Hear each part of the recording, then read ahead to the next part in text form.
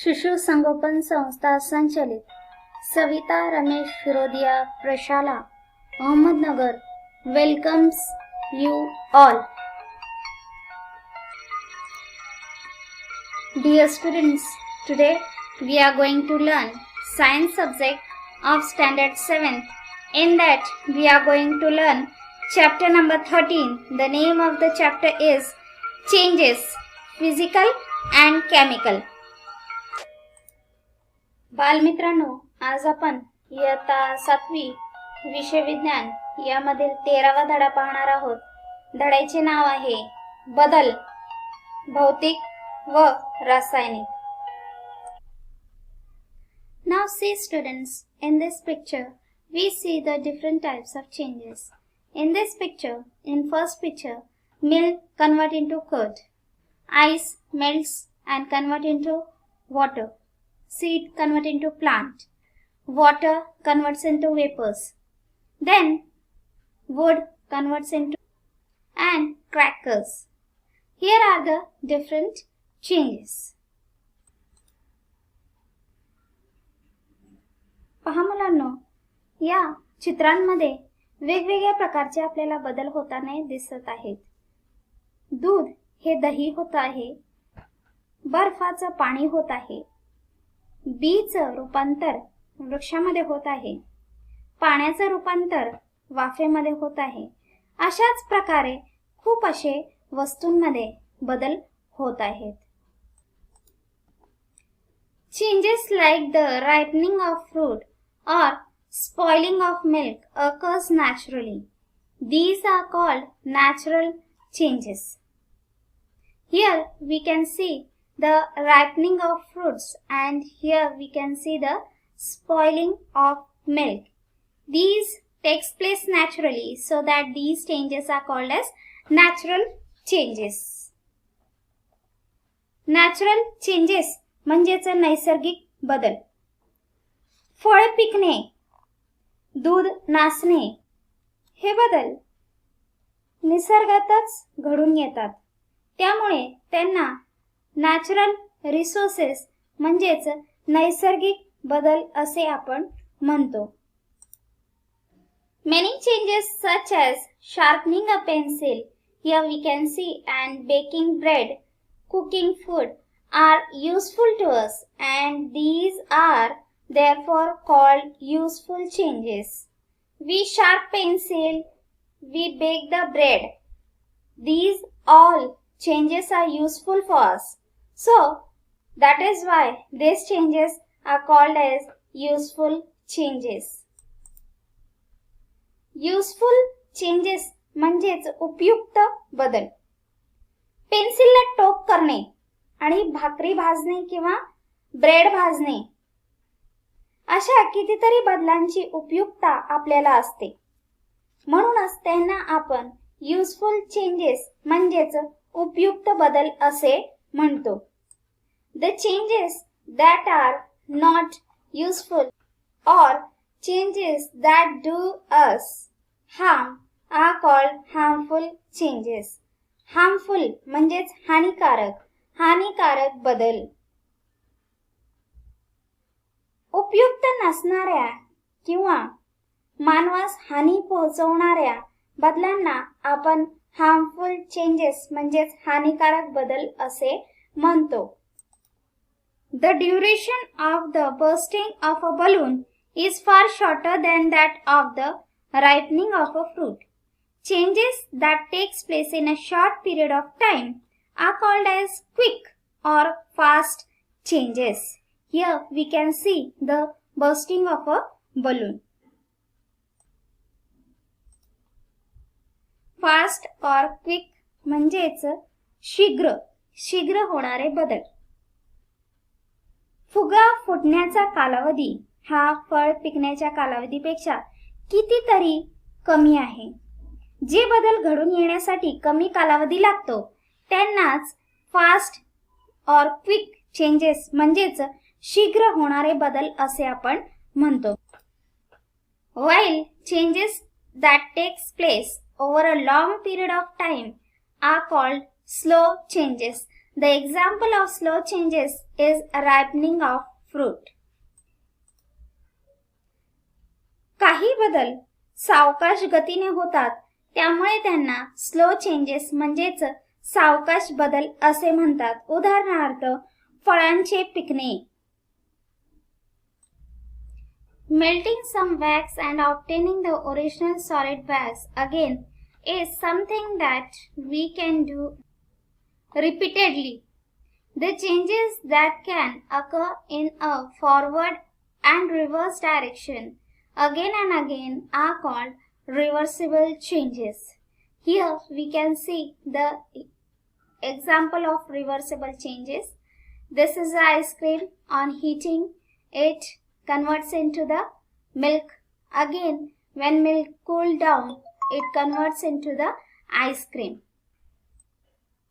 मेण वितळून पुन्हा मेण मिळवणे हे आपण पुन्हा पुन्हा करून पाहू शकतो. म्हणून पुन्हा पुन्हा उलट सुलट क्रमाने होऊ शकणाऱ्या बदलांना म्हणूनच आपण याला रिव्हर्सेबल चेंजेस म्हणजेच परिवर्तनीय बदल असे म्हणतो. चित्रामध्ये आपल्याला दिसत आहे आईस्क्रीम आहे, त्याचं रूपांतर आपण उष्णता देऊन दुधामध्ये करू शकतो आणि त्याची उष्णता काढून आपण पुन्हा त्या दुधाला आईस्क्रीम मध्ये रूपांतर करू शकतो.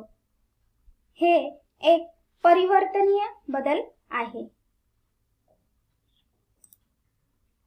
Irreversible changes.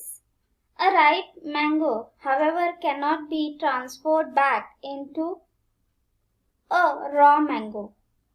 Wood cannot be obtained from the ash formed by burning the wood.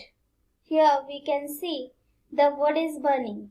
After getting ash, we cannot convert this ash into the wood again. So this change is called as irreversible change. Irreversible change म्हणजेच अपरिवर्तनीय बदल.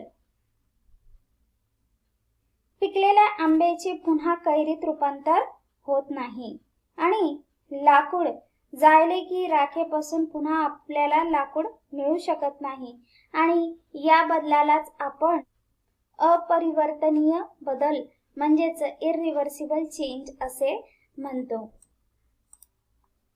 Some changes occur again and again after a definite interval of time. Such changes are called periodic change. For example, after day it comes night. It is a change which occur again and again after a definite interval of time, and this change is called as periodic change. Periodic change म्हणजेच आवर्ती बदल. काही बदल ठराविक कालावधीनंतर पुन्हा पुन्हा घडून येतात. अशा बदलांना आपण पिरियडिक चेंज म्हणजेच आवर्ती बदल असे आपण म्हणतो. उदाहरणार्थ दिवसानंतर रात्र येते. एक ठराविक कालावधीनंतर पुन्हा दिवसानंतर रात्र येते आणि यालाच आपण उदाहरण आवर्ती बदलाचं समजू. When certain changes will recur after one occurrence, even if they recur, the time interval is not fixed. Such changes are called as non-periodic change. The example of non-periodic change is flood. Non-periodic change म्हणजेच अनावर्ती बदल. एखादा बदल घडल्यावर तो पुन्हा कधी होईल हे निश्चित सांगता येत नाही. तो झालाच तर त्या दोन्हीमधील कालावधी एकसारखा नसतो. अशा बदलांना आपण नॉन पिरियडिक चेंजेस म्हणजेच अनावर्ती बदल असे म्हणतो. उदाहरणार्थ महापूर. Here are some examples. A raw mango converts into ripe mango. We can separate the iron with the help of magnet from any substance. A bud converts into a flower.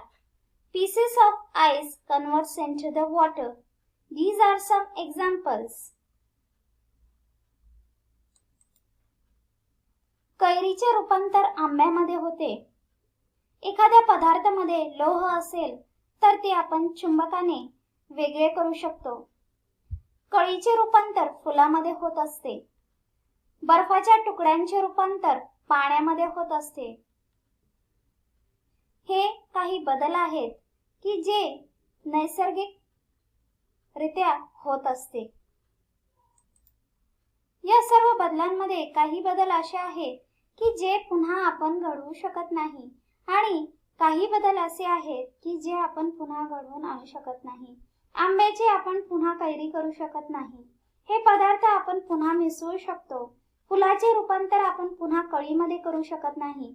बर्फाचे रूपांतर पाण्यामध्ये झाल्यानंतर पाण्याचे रूपांतर आपण पुन्हा बर्फामध्ये करू शकतो. The properties of the original substances remain the same, that is, their compositions remains unchanged. No new substance is formed. Such a change is called physical change.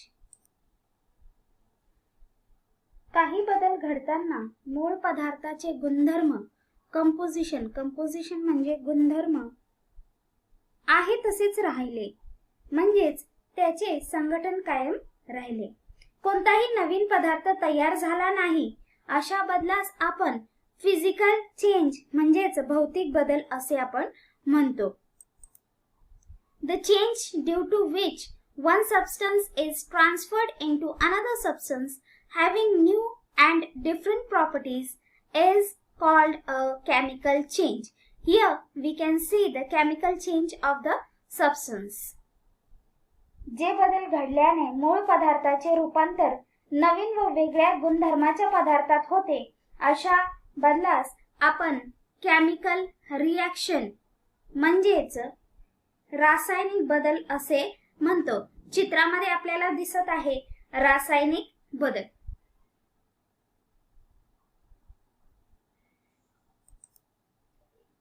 The process of formation of vapor from a liquid is called evaporation. Drying of clothes, formation of salt from seawater are possible due to only the evaporation. The process of dissolving, boiling, melting, they are all examples of the physical changes. Evaporation म्हणजेच वाष्पीभवन. द्रव्याचे बाष्प होण्याची क्रिया म्हणजेच वाष्पीभवन. कपडे वाळणे चित्रामध्ये आपल्याला दिसत आहे. समुद्राच्या पाण्यापासून मीठ तयार होणे वाष्पीभवनाने शक्य होते. विरघळणे, उत्कलन, विलयन या क्रिया सर्व भौतिक बदलांचेच उदाहरण आहेत. Corrosion. When an iron article rusts, a reddish brown layer forms on it. A greenish layer is seen to form on the copper articles. This process is called corrosion of metals. Here we can see the iron article rusted.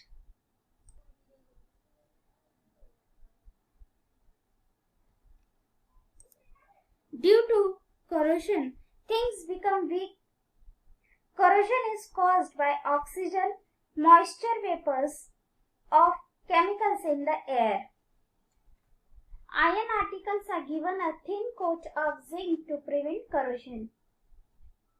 Corrosion म्हणजेच क्षरण. लोखंडाची वस्तू गंजते म्हणजेच त्यावर विटकरी रंगाचा थर साचतो. चित्रामध्ये आपल्याला दिसत आहे. तर तांब्याच्या वस्तूवर हिरवट रंगाचा थर तयार होतो. या क्रियेस धातूंचे क्षरण असे आपण म्हणतो. क्षरणांमुळे वस्तू कमकुवत होतात. हवेतील ऑक्सिजन, आर्द्रता, रसायनाची वाफ यामुळे क्षरण होते. क्षरण रोखण्यासाठी लोखंडी वस्तूवर जस्ताचा पातळ लेप लावला जातो. Here we have finished this chapter. Thank you.